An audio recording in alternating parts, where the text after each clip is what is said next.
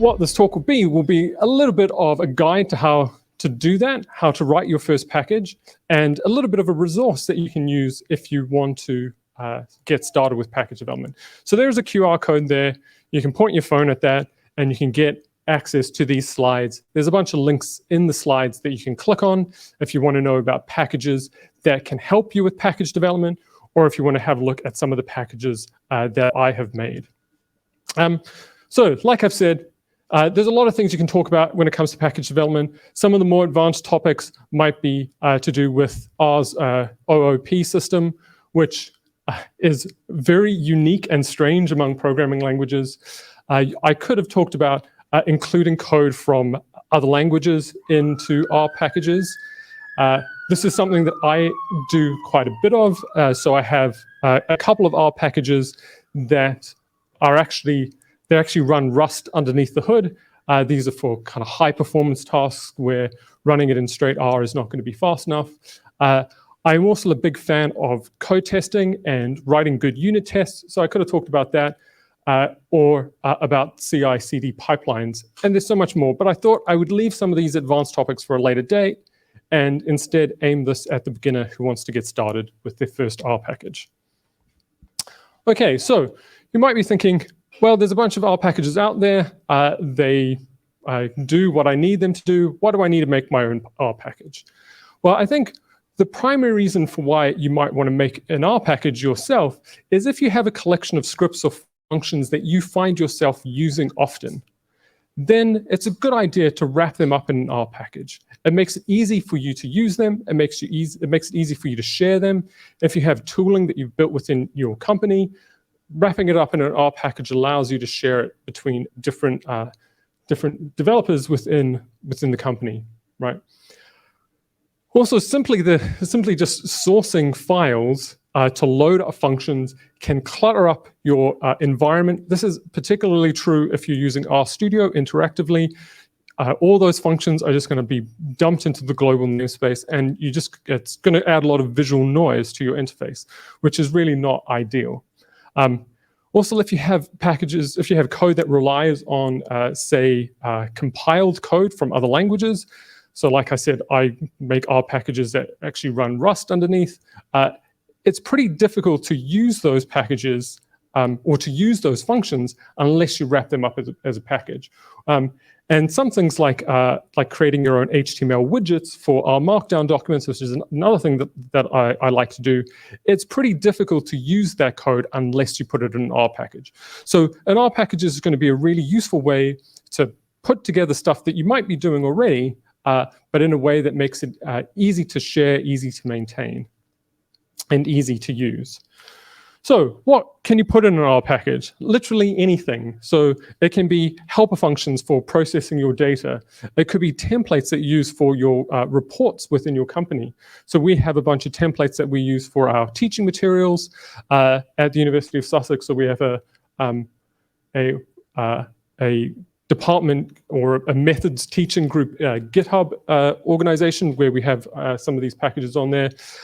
It could be packages for particular statistical functions. So I'm particularly interested in Bayesian statistics. So I have a couple of packages that allow you to perform various kinds of Bayesian analyses. So just to give you a range of the kinds of packages that I've built. So I have a package that I use specifically that contains Learn R tutorials for teaching R to undergrads in their first year. I have a couple of Bayesian statistics packages. So I have a package called BayesPlay, which is just a lightweight modeling syntax for performing various kinds of Bayesian analyses. I have another Bayesian correlations package for performing Markov Monte Carlo estimates of correlations. And then I have a couple of packages I use for teaching. So one of the things about being at a university is we don't have any money when it comes to server hosting. And so on our online teaching documents, I like to have some comment boxes so students can leave comments. And usually you would back that up with some kind of server that would be hosting or collecting those comments. I don't have any money to do that. So I have an R package called Commenter, which allows you to add comment boxes to our Markdown documents, and it's backed up by Google Sheets, so it doesn't cost anything to run. So, these are some things where there's a need. there's an R package to be built. Okay, so on to package development itself. So one of the great things about R relative to other languages, in particular, I'm thinking about Python, is that R packages all have a very clear structure, and there is only one set of there's only one system for building packages and managing package dependencies. This is unlike a language like Python, where it is, if you've ever tried to make a Python package, you'll know that there's a number of tools available to you. There's a number of different build systems. In recent years, it's kind of been getting a little bit better, but Python is still a mess. R is not like that at all.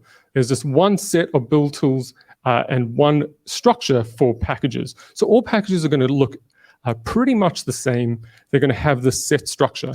And there's also one canonical repository for getting packages from called CRAN, which has existed pretty much as long as the language itself. So actually CRAN has existed before R got to version 1. I think CRAN has been around since the late 90s. And version 1 of R only came out, I think, in 2000, where when it comes to the kind of canonical repository for Python packages, it came into existence nearly 15 years after the language came into existence. So things are a lot more fractured in a language like Python, but that's not the case in R. So developing packages in R is actually super easy, right? Because of all this, well-developed tooling around it. Okay, so like I said, this is going to be a tutorial on how to make an R package. So let's make an R package. And to get started with making an R package, there's really two packages that I find to be the most useful to allow you to scaffold your R package and to be able to add in certain features to it, like how you manage your dependencies. And this is the DevTools package and the Use This package, right? There's a number of other packages that are quite useful as well.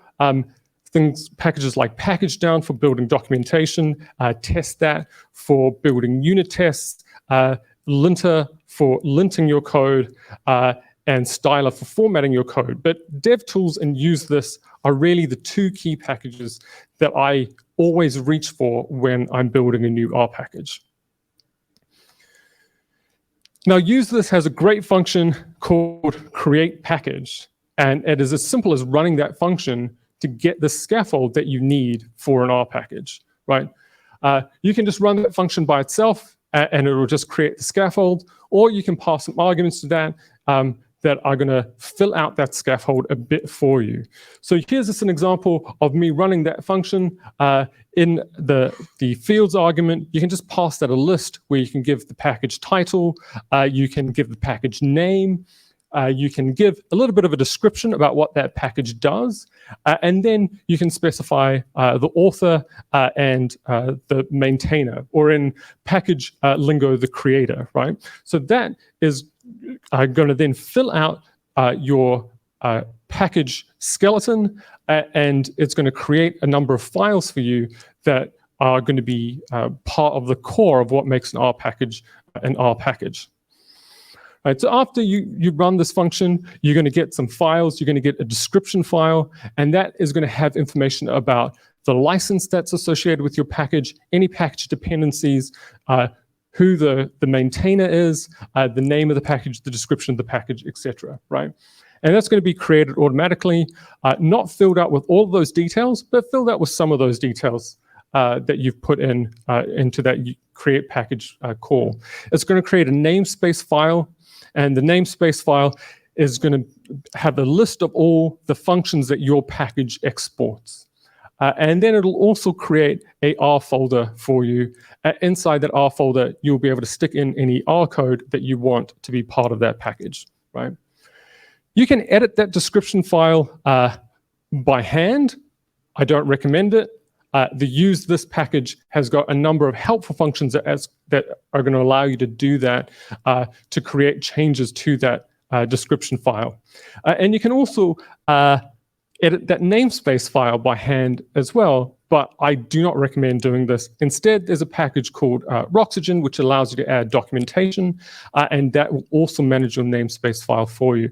And I'll show you a little bit of how you do that. right? But the first thing you should do after you've created that scaffold is you should add a license, right? And so use this has got a bunch of functions that allow you to add various kinds of licenses. So whenever you put code on the internet, you should put a license with it. Here's just an example of how I would add an MIT license to that. And so I can just use the use MIT license. I can give it my name, and it's going to create a couple of files. It's going to create a license file, and it's going to create a license.md file. These ones for humans to read and ones for CRAN to read, and it's also going to update your description. If you want help choosing a license, there's a link there. There's lots of things to go into when it comes to choosing a license. I actually think that when it comes to licensing, some of the difference in the kind of community standards around code licensing might explain some of the difference in uptake between Python and R. R code tends to more commonly have a GPL license. Python code tends to more commonly have an MIT license. I personally like an MIT license, but this is not a talk about licenses. So adding the license is going to add these files. So you're going to get this license.md file. That's for you to read, and this plain license file that is for CRAN to read. It is in a particular format. CRAN, if you submit a package to CRAN and that file is in the wrong format, your package will get rejected. So just use this to do it. Don't try write it by hand. And what I'm going to do is I'm just going to add a file inside that R folder, and that is where we're going to put some R code. That is going to be the code for our package. So I'm just going to add a little greeting function, something nice and simple. So here's just a function called say hello. It just takes one argument called name, and then it's just going to print out hello to the person or to the name that is passed in to that name argument. Now, that is going to go inside that code.r file. And now we can try and build and install and load our package. But we're going to find that it doesn't actually do anything. If we had to try and build it and load it and install it, our package would be pretty useless, even though we have included some R code in there. And the reason for this is because by default, that function is not exported. And so we're going to need to add that function to our namespace file before it gets exported. Now, like I said, you can do that manually, but the better way to do it is to use Roxygen, right? And so Roxygen comes with a bunch of directives, one of them being the export directive. So all these Roxygen directives start like a regular comment in R, except they have a single quote and then an @ sign. And so the export directive just is going to tell Roxygen that this is a function that you want to export. So you want this function to be available to people when they load the package, right? And then the DevTools document function is actually going to go through your code, look for these export directives, and update your namespace file. So you can see I'm running it here, and you can see it's updating the documentation, and then it is writing the namespace file, right? So this is now going to allow you to then use that function if you export, if you build and then install that package. But this is really the minimum that you should be doing when you add function documentation. In fact, if you try and submit a package to CRAN that has this as your documentation, it will get rejected because CRAN requires you to have full documentation for any exported object. So here is the minimal documentation that you will need for a function. So you'll need a title, and you can just use the title directive for that, a description, and then which is going to give you a description of what the function does, a details block, which is going to give you more detail on the usage, and you can actually put in a R code chunk right in there. And that will actually, then when it generates the document, it will run that R code and use that as an example as a usage. Then you also need to list all the parameters, all the inputs that it takes using the param directive. And then you also need to specify what it returns. So even if it doesn't return anything, so in this case, this function just returns null, it doesn't return any output, you still have to specify that. This returns is a little bit of a weird thing in that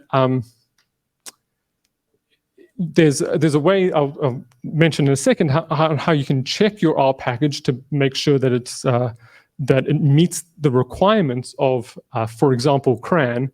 It will not pick up that you do not have a returns, but CRAN will reject your package if it doesn't have a return. So returns is a bit of a weird thing. It's one of these mystery, undocumented things when it comes to CRAN, submitting packages to CRAN. And then lastly, the export directive, just to say that I want to export that function, right? But you can add so much more to that documentation. You can add other usage examples. You can cross-link one set of documentation to another set of documentation. If you're using, say, S4 style objects in R, you can give information about what the various slots in the object, in the class require. So there's a lot more that you can put in, but this is really the minimal documentation that we need for a function. Now, some of the eagle-eyed among you might have noticed that in this function, I'm calling the glue function from the glue package, right? And so that means that I need to add that as a dependency. So that means my package depends on another package.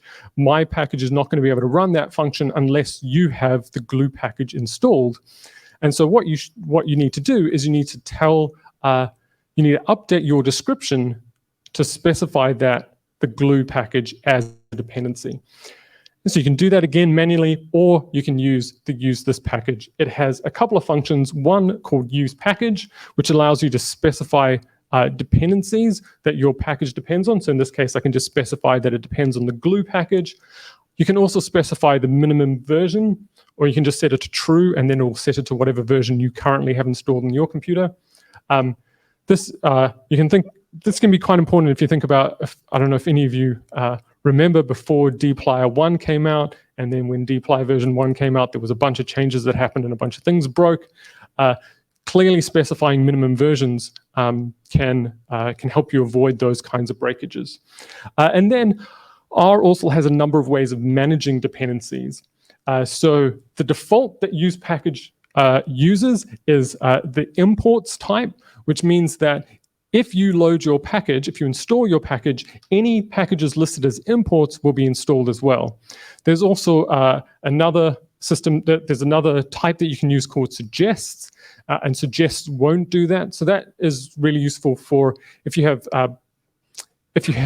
dependencies that might only be, say, for your tests. So you only expect other developers to run your tests and you don't expect end users to use it, then you can use a suggests import. And there's a couple of other ones as well. But the default really is imports, and that's what you're going to want to use 99% of the time. And I should say that there's also another one called use dev package, which allows you to add dependencies that are on GitHub and not on CRAN, right? So you don't only have to have dependencies that are on CRAN. You can have GitHub or GitLab or a couple of other different repositories as dependencies.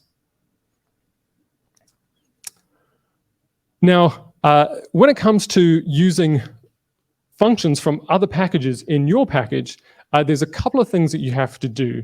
The first thing is that you have to, what I recommend doing is to make sure that you namespace any function calls to external packages. So for example, you can see in my example, I had glue glue to specify that I wanted the glue function from the glue package, right? This is so that your package knows where these other functions are coming from. But sometimes it can get a little bit awkward if you're namespacing all your function calls. So there is an import from Directive where you can specify that you want to import particular functions from external packages to be used in your package. And again, you can do this manually, but there is also two handy functions from UseThis that allow you to do this. The first one that you need to run is just this use package doc function, and it'll create a new file where you can list all your import directives. And then you can just use this import this use import from, where you can just specify the package name and the function name to write to that.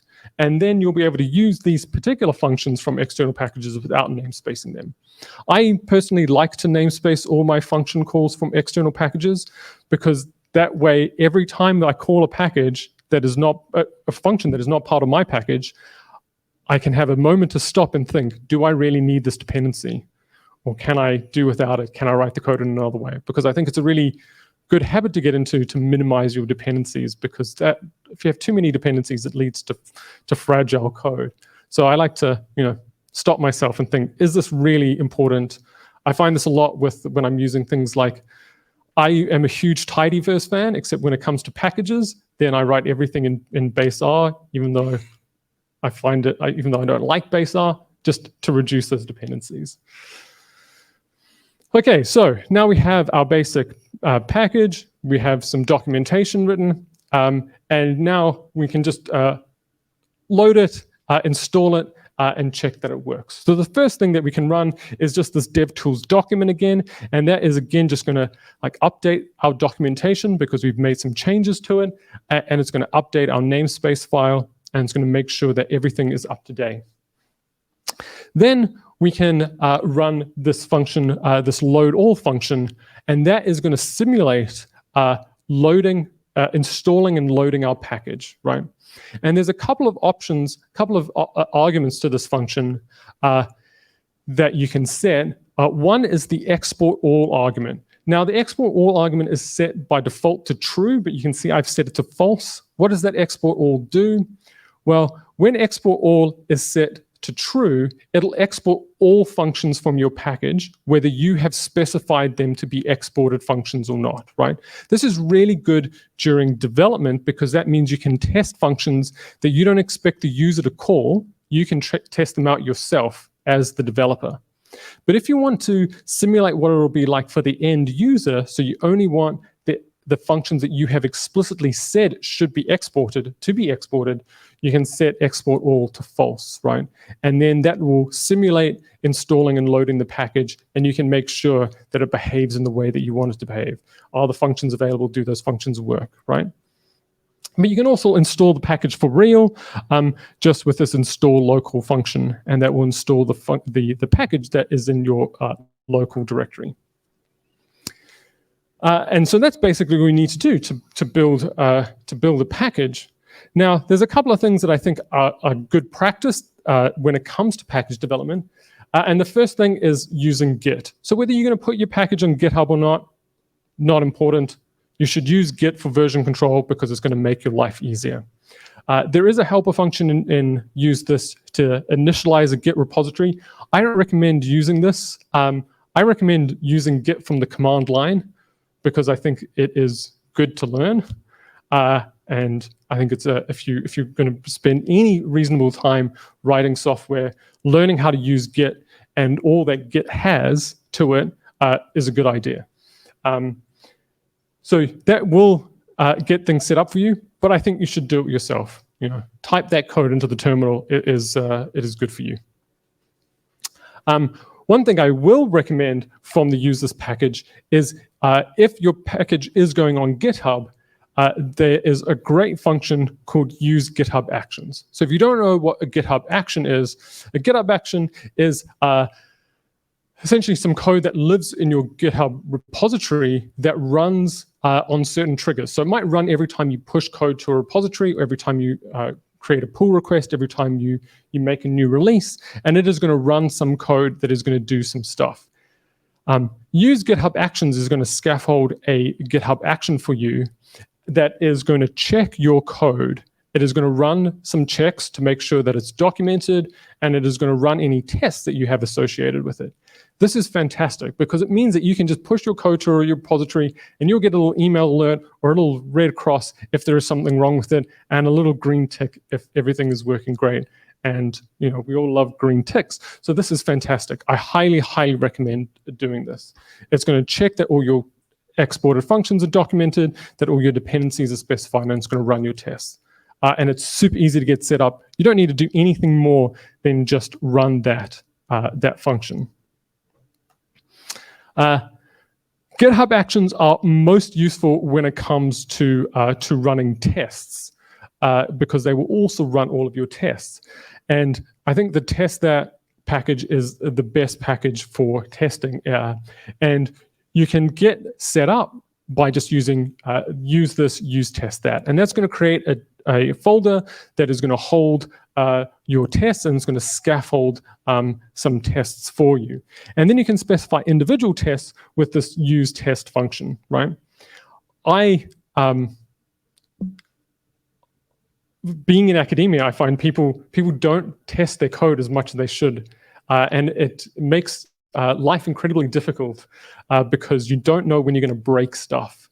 But code testing is amazingly freeing because you can just refactor your code without any worries, because you're going to know exactly when something breaks, and you're going to know exactly when the behavior of your dependencies change, because you're going to get tests that fail. And if you have it on a GitHub action, you're going to get an alert when it happens. And it's just a freeing experience knowing when things are going to break, so you don't have to worry about fragile code. GitHub Actions also have this advantage of they are going to test your code and run these checks in an environment that is different to your environment. So, everyone's encountered this problem where somebody gives you some code and it doesn't work, and they're like, well, it works on my machine, and then they leave it at that. That's super annoying, but if you have stuff running in a GitHub action, then you're going to be able to avoid this problem. I also personally test everything locally in a Docker image as well. If you are interested in using Docker to test our code and run checks, this is the base image that I recommend. It will build a lot quicker than some of the other ones because especially when it comes to compiling packages that have binaries that need to be compiled. It will pull down the binaries for you, and it saves a lot of time when it comes to building Docker images. So that's the one that I recommend. And so now that we have this package, we can share it with the world. And there's a couple of ways to do this. We can put it on GitHub. Then people can just install it with this install GitHub function, or we can put it on CRAN as well. And then people can install it with install.packages. Now, just a couple of words about putting stuff on CRAN. Anyone can get a package accepted on CRAN, but there are a couple of requirements. You have to have no warnings or errors when you run DevTools check. So this means, for example, that all your functions need to be adequately documented. It also needs to be able to be built and installed on a wide range of systems. So this is what you would usually expect, like Windows and Mac OS and a couple of different flavors of Linux, but then also some more exotic things like Solaris Unix, right?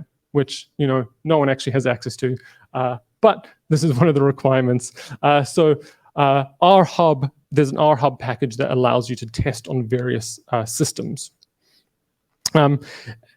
And then lastly, if you are going to share your packages, there's a great package called Package Down, which will allow you to add, to create a website and documentation, and you can actually use this package to create a GitHub action that will automatically deploy that for you to a GitHub Pages website. So I use this a lot, especially when I'm writing statistics packages, because I want to be able to add detailed examples and kind of teaching material on how to perform certain statistical procedures that this package, my package allows. And so I find that incredibly useful as well.